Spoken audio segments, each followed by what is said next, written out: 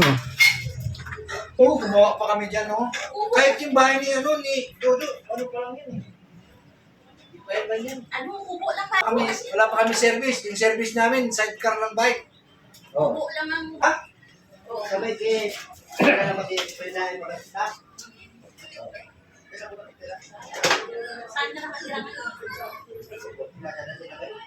Victoria na yan. Anak niya. Ano? Yung ano ba yung tawag? Kabit na, salamin, kabit na, kabit.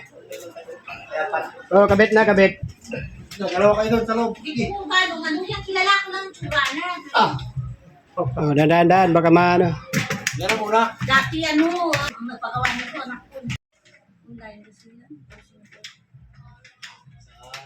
Call center. Saan siya sa Manila? Hindi, dito lang. Work at home lang sa bahay lang. Gulong, baba mo puti.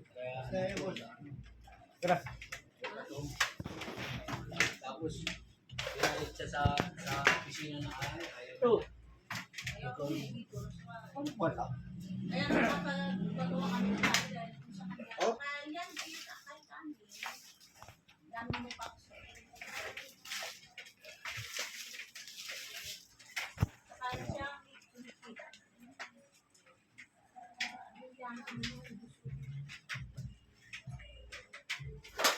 Dati, hirap lang din buhay ko namin. Mga anak ko, kumakain lang yun.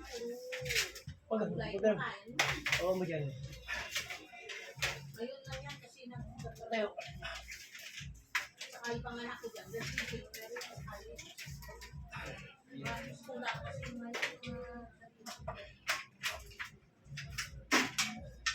hirap din ang buhay natin, di ba? Lagas ko na yan.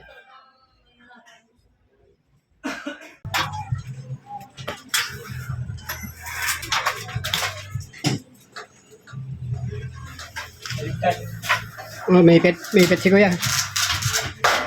Oh. Huwag niyo kalimutan mamaya, lagyan niyo yung silan sa labas, ha? Oh. Pag na wala. Yan. Magkano ba isa yan? Pag naubos, bibili na tayo doon sa labas. Ay, sinabi ko na sa kay boss niyo yan. Lagyan back to back. Mga ganyan lang. Hindi yung... Wala na ba natin doon sa pista niya? Wala na kayo doon iwan sa ano?